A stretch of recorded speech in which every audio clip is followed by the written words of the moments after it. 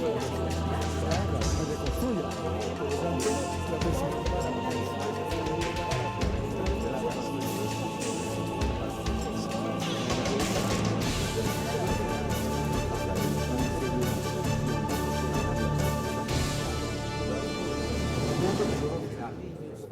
Buenas tardes, bienvenidos a Contrastes, porque la realidad tiene diferentes miradas. Este es un espacio de FECODE concebido para que ustedes en la tranquilidad de su hogar construyan su propia opinión. Hoy, cuando estamos hablando del proceso de paz, de la reconciliación, restitución de derechos, de hablar de reducir la pobreza y por ende reducir esa brecha odiosa de inequidad en nuestro país, tenemos que abordar un tema que es infinitamente doloroso y que muy pocos han posado sus ojos y su análisis frente a este tema: la desaparición forzada, que hace parte de todo este conflicto y toda esta inequidad en el pueblo colombiano. Pues hay una institución a nivel nacional, el Centro de Memoria Nacional, que de manera muy acuciosa ha venido trabajando para recuperar esta memoria viva, dolorosa, pero viva en nuestro país. Y esperamos que sean los maestros y la escuela en el posacuerdo quienes cumplan con un papel fundamental, que es el de socializar, crear memoria y hacer conciencia frente a estos hechos atroces que esperamos no se repitan nunca más en nuestro país. El más reciente informe del Centro de Memoria Nacional se llama Hasta encontrarlos: el drama de la desaparición forzada en Colombia, un documento que lo encuentran de manera gratuita en el Centro de Memoria y que debería convertirse en un libro para consultar lo que no queremos volver a vivir, pero también para ponernos en los zapatos de esas personas, de las víctimas, pero también de sus familias que se quedaron esperando una respuesta de dónde están sus seres queridos. Pues para hablar precisamente sobre este tema doloroso, estremecedor, pero que hay que empezar a abordarlo, porque hay cifras que hay que empezar a tener en cuenta, porque es esa parte de la historia que está suelta y debemos empezar a armarla para que la historia no se repita. Saludamos a esta hora a Gonzalo Sánchez. Él es el director del Centro de Memoria Nacional, a quien también felicitamos porque recibió el Premio Nacional de Paz, Liderazgo por la Paz, esto acompañado por la Mesa de Negociación. Gracias. Gracias por acompañarnos a esta hora, Gonzalo. Sí, gracias a ustedes por la invitación. ¿Cómo se trabaja por la paz en un país que pareciera que camina de manera recurrente y se resiste a hablar el tema de la reconciliación y camina por el escenario de la violencia?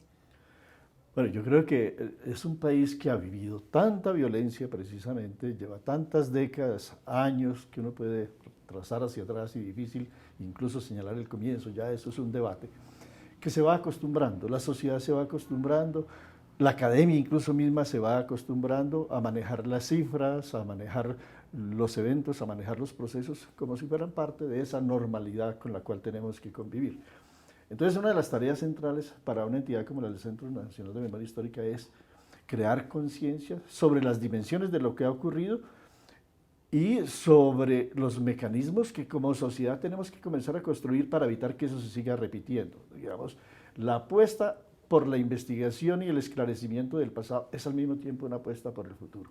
Sí, tenemos que reconocer lo que ha pasado para poder asumir las consecuencias de ello y, como lo esperan y lo plantean más las víctimas que el resto de las sociedades, nosotros hablamos para que a los otros no les pase lo que nos pasó a nosotros. Qué generosidad de las víctimas, ¿eh? Exactamente, las víctimas nos dan una prueba de generosidad y la hemos palpado de manera tremenda en los acontecimientos que ha vivido el país en el último par de meses o 5 meses.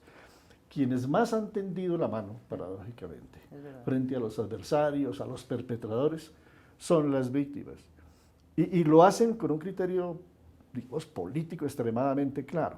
Nosotros demandamos de verdad, no vamos a renunciar a la verdad, pero tenemos la capacidad de perdonar, porque solamente poniendo en ejercicio nuestra capacidad de perdonar, podemos construir un futuro distinto para los que vienen. Entonces es, sí, perdón, pero sin olvido, digamos, es un poco la consigna. Gonzalo, abordemos esta recopilación, este documento, Hasta encontrarlos, el drama de la desaparición forzada en Colombia. Hablan de cerca de 60.000 desaparecidos en los últimos 45 años, una cifra que nos ubica muy mal en América Latina frente al tema de las dictaduras. ¿Cómo se construye este documento? ¿Cómo se llega a esta cifra? Porque tenemos clarísimo todos los colombianos que aquí hay cifras soterradas, no hay una cifra específica que nos diga cuántos desaparecidos. Ojalá lo supiéramos y creo que para bienestar de los familiares de las víctimas y de los desaparecidos. Mira, Mayra, nosotros comenzamos este trabajo de investigación primero como reconociendo una deuda muy importante con las víctimas de la desaparición forzada, que han sido las más invisibilizadas justamente. La sociedad colombiana recuerda cuando se produjeron las primeras movilizaciones, 2006, 2007, 2008, la sociedad se movilizó contra el secuestro, porque era, bueno, la guerrilla, digamos, el actor malo, el perverso del conflicto, el que merecía el repudio nacional. Pero la sociedad no se movilizó lo mismo por la desaparición forzada. Digamos, implícitamente se estaba generando como una especie de aceptación pública de que lo hecho por la guerrilla era horrible, pero lo hecho por los paramilitares era justificable. Aceptable o justificable por 1000 motivos. Entonces nosotros nos sentimos muy comprometidos ya desde el Grupo de Memoria Histórica y del Centro a asumir esto como una tarea institucional, como una tarea personal, como una tarea cívica. Tenemos que contribuir a darle la mano a estas organizaciones que vienen luchando por la identificación de los suyos. Y las sorpresas fueron muy grandes. Primero, había dificultades, porque éramos una entidad pública, estatal, y el Estado aparece como de los responsables de la desaparición forzada. Entonces, cómo crear confianza con las organizaciones para que hablen, para que acepten trabajar con nosotros, porque uno de los rasgos identificadores del trabajo nuestro es que hacemos este trabajo con las víctimas, con el apoyo de ellos, con la voz de ellas y para ellas.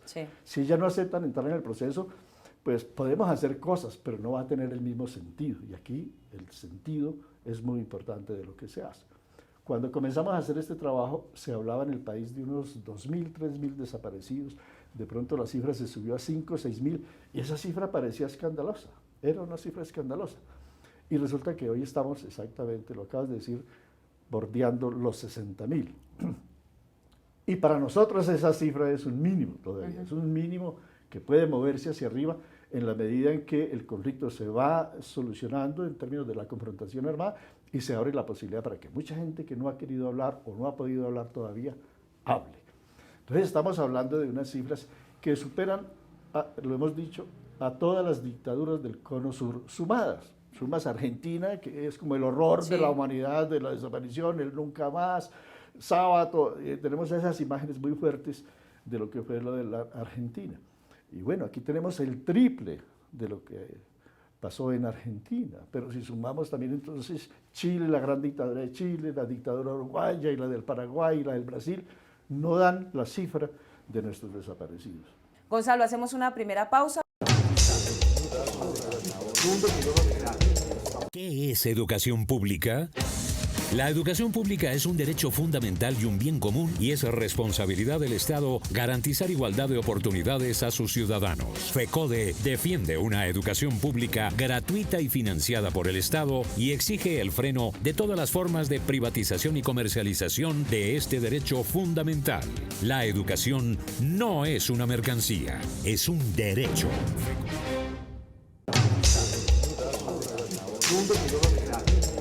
Omaira, muy buenas tardes. Pues mire, el último informe presentado por el Centro Nacional de Memoria Histórica revela que Colombia tendría más desaparecidos que todas las dictaduras de Cono Sur. Nosotros hablamos con el senador del Polo Democrático, Iván Cepeda, de cara a lo que viene en ese posconflicto con la búsqueda de los desaparecidos en Colombia. Bueno, con la implementación de los acuerdos de paz se abre una posibilidad muy grande de que las víctimas tengan acceso a la verdad, a la reparación.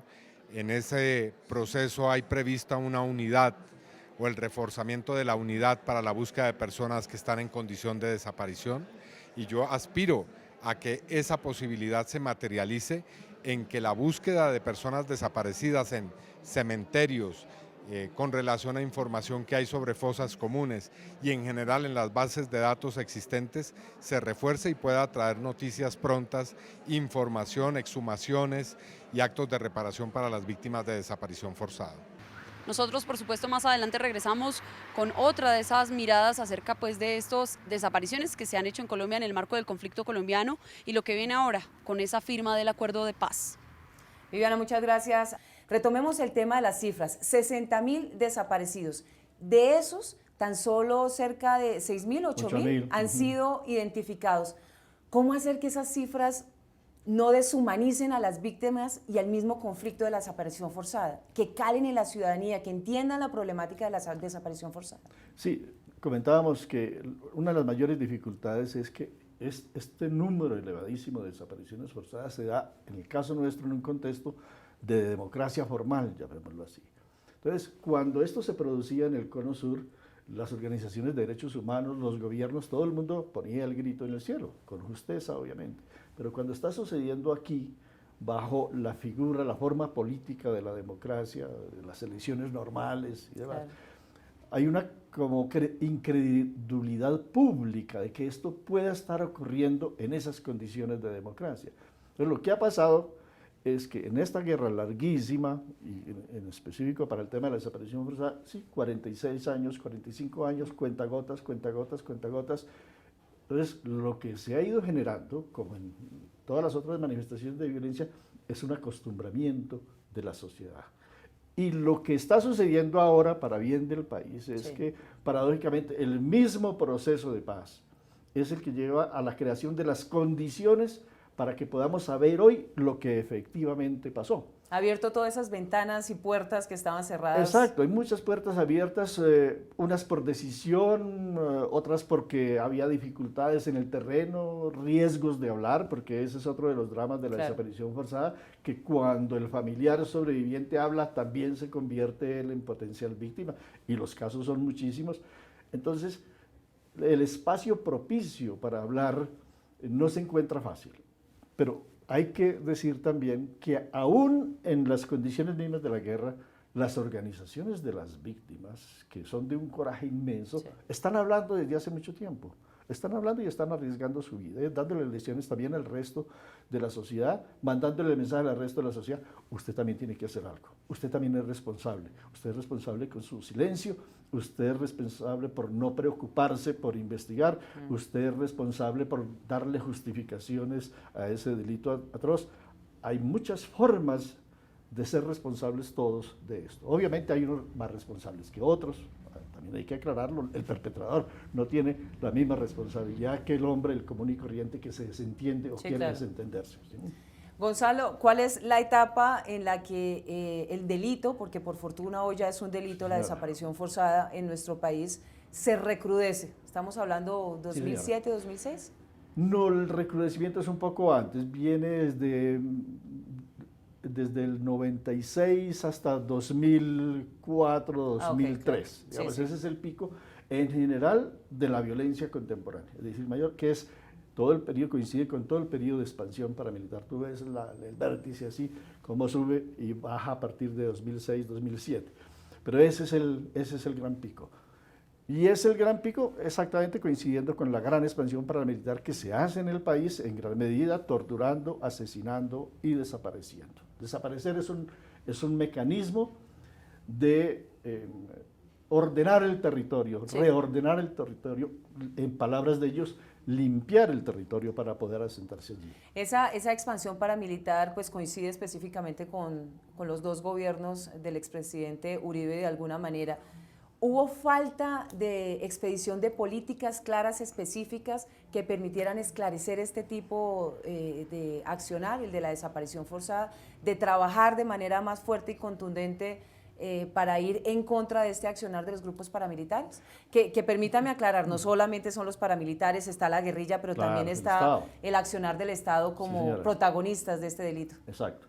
Pues, ocurrió una cosa también que se ha visto en otras formas y modalidades de violencia, y es que la lucha por los derechos humanos y la visibilidad que los organismos de derechos humanos comenzaron a darle ciertas formas de victimización, particularmente a las del Estado, llevaron a que también las fuerzas estatales asumieran una política, y era delegar. Delegar. Entonces, detrás de muchas de las grandes cifras de responsabilidad de los paramilitares hay un consentimiento, hay una colaboración, de alguna manera, de agentes del Estado. No puedo decir en este momento cuántos, pero seguramente la cifra va a ser muy importante. Entonces, sí, hay esa manifestación de connivencia generalizada que permite que tanto las fuerzas estatales como los mismos paramilitares pueden seguir recurriendo a este mecanismo sin que haya esa movilización y esa acción también de parte del gobierno y de parte del Estado. En ese momento no, se sentía la presión de la sociedad, pero no la determinación del gobierno y del Estado de frenar estos procesos de desaparición. Incluso lo más perturbador era que se negaba la existencia de la desaparición forzada o se recurrió a métodos tan horribles como el de los falsos positivos. Sí. Entonces era presentar a las personas que eran víctimas de desaparición forzada e exhibirlas en público como guerrilleros, como matones, etcétera, etcétera. Entonces, doble oprobio, ¿no? No solamente se les desaparece, no solamente se le mata, sino que se le presenta como quien no es, efectivamente, para engañar a la sociedad, al resto de la sociedad, y humillar a las propias víctimas finalmente. Volvemos con Viviana Bello, quien tiene más invitados precisamente para ahondar sobre este tema de la desaparición forzada, el informe, la relatoría que presenta el Centro Nacional de Memoria. Viviana, adelante, ¿con quién se encuentran? Omaira, también hablamos con Soleido Macea, quien es abogado de la Fundación DOC, frente a esa comisión para la búsqueda de los desaparecidos que ya inició en el territorio colombiano con la ayuda pues del Estado y de algunas organizaciones defensoras de derechos humanos que estarán en la tarea pues de buscar a los desaparecidos. Mira, el sentido de estos elementos de la verdad es que cualquier actor que haya cometido crímenes de lesa humanidad y que tiene que ver con la vida de las personas, es que se diga por qué se mató, ¿cierto? ¿Por qué lo desaparecieron? Y que haya justicia, pero que también que se repare también a su familia. Ese es como lo importante de estos acuerdos y que se refleje precisamente en la implementación. Yo creo que arrancamos ya con ese tema. Yo creo que el primer paso que se va a hacer en el marco de la propuesta por parte de lo que aprobó la Corte Constitucional es que arranquemos precisamente con el tema de amnistía, pero también con el tema de la implementación para el tema de lo que tiene que ver con la desaparición forzada en el marco de esta Comisión de Verdad, Justicia y Reparación. Cifra como tal no hay, es que ni siquiera la Fiscalía, pero suponemos que nada más que en las desapariciones forzadas que tuvo el movimiento político, la Unión Patriótica, solamente allá nos arrojan una cifra de 6.000 muertos y unos más de 200.000 desaparecidos en este país. A ustedes la invitación como siempre para que consulten nuestras redes sociales y nuestra página www.fecode.edu.co. Una nueva pausa y regresamos. Radio Revista Encuentro. Programa institucional de FECODE. Encuentro. Sindicalismo, arte, cultura, actualidad, tecnología, pedagogía, educación. Encuentro. Las expresiones de vida con que se construye Colombia tienen un punto semanal de encuentro. Todos los sábados a las 7:30 de la mañana por Colmundo Radio. La privatización de la educación pública se disfraza de diferentes formas. Es responsabilidad del gobierno garantizar un acceso equitativo e incluyente para todos los niños, niñas y jóvenes a una educación pública gratuita y financiada por el Estado. FECODE rechaza la comercialización y privatización de la educación pública en el país, porque la educación no es una mercancía, es un derecho.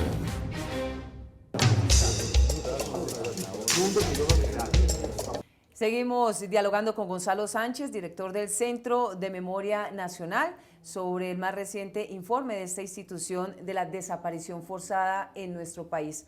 Un delito que está tipificado, pero que infortunadamente la ciudadanía, ni los medios de comunicación, mucho menos las instituciones del Estado, se han apropiado precisamente de las causas y las consecuencias del mismo. Y antes de irnos al corte a comerciales, estamos abordando el tema de por qué tan poquitos casos se logran esclarecer en el país, porque de 60.000 hablar de 8.000. Sí, es muy poco. Realmente hay que reconocer que hay ahí un déficit que interpela muchísimo al Estado, que no tiene la institucionalidad suficiente, quizás porque también el Estado se demoró mucho en reconocer la magnitud de lo que había pasado. Pero también porque la naturaleza misma del delito hace muy difícil el esclarecimiento. Piense usted que hasta hoy se están haciendo las exhumaciones de la Guerra Civil Española. 80 años, casi ya vamos para 100 años, y ese es un tema vivo hoy en España. Sí. En Argentina, bueno, ¿cuántos años ya llevamos de pasada la dictadura? 30 años también, y todavía se está en proceso de esclarecimiento. Ese es un delito precisamente exitoso desde el punto de vista del perpetrador, porque es que logra enredar tanto la cadena para llegar a la fijación de la responsabilidad, de la identificación. Además, tú puedes llegar a la identificación del cuerpo, pero luego viene la identificación de a quién pertenece ese cuerpo. Entonces, todos los procesos ya técnicos o forenses o médico-legistas o geológicos, todo lo que entra aquí en un proceso de identificación es extremadamente complejo, porque muchos de ellos fueron incinerados o ya se han descompuesto los cuerpos ya porque llevan muchísimos años. Es decir, realmente sí es eso, es un delito en el cual el perpetrador logra en gran medida su objetivo de hacer difícil para la sociedad, si no imposible, el esclarecimiento definitivo. Por eso hay una frase que menciona que me llamó mucho la atención de un argentino, hijo de un desaparecido, que tiene un texto que se llama así: identidades sin cuerpo y cuerpos sin identidades. Entonces pasan las dos cosas. Tú puedes tener el cuerpo y va a ser muy difícil saber de quién es. O tienes la identidad, este desapareció, pero el cuerpo no aparece. Entonces, por todos los lados hay como casi una frontera casi insuperable de transitar. Gonzalo, ustedes se acercan mucho a las víctimas, a sus testimonios. Sí, señora. ¿Cómo hacen ellos el duelo de una persona que nunca logran saber dónde está, ni qué le pasó, si está vivo, si está muerto? ¿Cómo se ejecuta ese duelo? Porque uno lo que escucha de las víctimas es tener algo físico para poder darles una despedida, ¿no? Exactamente. No, es un delito que deja impactos demasiado dolorosos en las familias. Realmente, uno de los testimonios que más me ha impresionado a mí es el de una madre que dice: llevo 1017 noches y días imaginando 1017 formas de muerte de mi hijo. Claro. Ese es el drama de un sobreviviente de la desaparición forzada. ¿Qué le pasó? ¿Por qué lo hicieron? Entonces eso no cesa. Entonces, una de las tragedias tremendas también, y es una de las cargas, digamos, que la sociedad y el Estado tendría que contribuir a aliviar, es ese de dejarle la responsabilidad a las propias víctimas durante mucho tiempo para que sean ellas mismas las que emprendan estas búsquedas. Realmente muchas de las acciones institucionales, legislativas y demás que se están haciendo hoy ha sido por la lucha de las propias víctimas. Y las hemos dejado a ellas con este oprobio tan terrible que es la desaparición, llevar la carga de la propia investigación. Pero sí, digamos, esto genera en muchas de estas familias como la carga de toda la vida. Muchas de ellas se van a pasar toda la vida luchando por su desaparecido. Lo triste es que pasarán varias generaciones de esa familia. Y van a pasar varias generaciones de esta guerra en esa espera, Entonces, digamos, a lo que interpela un informe de estos es: hombre, mire, reconozcamos el tamaño del daño, primero. Reconozcamos el dolor que esto ha producido, pero apropiémonos de alguna manera, sintámonos interpelados por esto y ayudemos a que todos estos procesos se aceleren. Primero, el de la paz, que va a ser el que va a facilitar esto, pero segundo, el de que el Estado se haga responsable y toda la sociedad, eso no es solamente del Estado, toda la sociedad se convierta, digámoslo así, como en un militante del esclarecimiento y de la memoria de este país. Yo tengo mi responsabilidad en esclarecer algo aquí en mi escuela, aquí en mi trabajo, aquí en mi municipio, aquí en mi departamento. Hagámonos todos responsables de algo que podamos decir: sí, yo hice algo para que este esclarecimiento, este hecho, este evento se esclareciera, y contribuí a aliviar el dolor a este que es mi vecino, a este que es mi pariente lejano, a este que es mi copartidario, etcétera, etcétera. Gonzalo, ¿por qué la mayoría de las víctimas de desaparición forzada son mujeres? Las sobrevivientes, de las organizaciones, bueno, en gran parte, porque normalmente en las cifras generales de violencia en la guerra tienden a ser los hombres. Es lo mismo que pasa también con el tema de la tierra. Muchos de quienes llevan la responsabilidad luego por la recuperación de las tierras son las mujeres, porque quienes fueron asesinados o desplazados fueron sus maridos. Entonces, sí, a la mujer le queda una carga tremenda en esta sociedad. Digamos, los hombres son víctimas, la mayoría de las víctimas, pero quienes cargan después asumen en con vida la responsabilidad, eso, de reconstruir vida, de reconstruir organización, de reconstruir tejido social, son las mujeres. Tenemos una deuda tremenda con ellas. ¿Cuál es la responsabilidad de la escuela, de los maestros y las maestras de nuestro país en masificar este tipo de información, en socializarla, en construir memoria, en no permitir que nuestros niños, quienes están en proceso de formación, pues no se pierdan de esta historia, que es atroz, pero hace parte de nuestra historia y es lo que no queremos volver a repetir? O sea, bueno, ese es un desafío tremendo, porque realmente un fenómeno como el de la violencia en Colombia de tantas décadas solamente se puede solucionar con estrategias de muy largo plazo. Y la primera gran estrategia de largo plazo, más allá de la negociación y más allá de las penas y de las cárceles y demás, es cómo formar nuevos ciudadanos en este país. Y esos ciudadanos hay que formarlos desde niñitos en la escuela. Y para eso el Estado también tiene que asumir sus responsabilidades de definir currículos, de definir estrategias de masificación de conocimiento de estas capacitar cosas, a nuestros de maestros, capacitar a nuestros maestros, de que sepan demás, esto, claro. exactamente. Esa es una de las tareas, pero decisivas para esta sociedad. Incluso de las primeras recomendaciones que nosotros planteamos en los primeros informes es que este informe, recuerdo con la masacre de Trujillo, sea llevado a todas las escuelas del departamento del Valle para que todos los niños sepan lo que pasó y comiencen a imaginar, a proyectar una sociedad distinta. Entonces, toda la escuela, desde niños hasta la universidad, es una tarea, digamos, fundamental para prevenir la repetición de lo que está pasando. O sea que a lo que hay que apostarle finalmente cuando uno ve una guerra tan larga, tan atroz, tan degradada, es a la transformación cultural del país. Y la escuela es un lugar central de la transformación de sociedad. ¿Tenemos oportunidad de cambiar? Yo creo que siempre toda sociedad tiene oportunidad de cambiar. Nos va a costar mucho cambiar, porque es que el peso tan grande que llevamos de violencia no reconocida dificulta mucho. Pero creo que el país va a cambiar. Mil gracias, Gonzalo, por acompañarnos a esta hora y nuestro recomendado, por supuesto, estos dos documentos que nos parecen absolutamente pertinentes para discutir en las escuelas, pero también para discutirlo en familia, ¿por qué no? Es la forma de apropiarnos de esa historia que nos duele, que nos pesa, pero para quitarnos, aligerar esas cargas, pues hay que reconocer ese pasado reciente.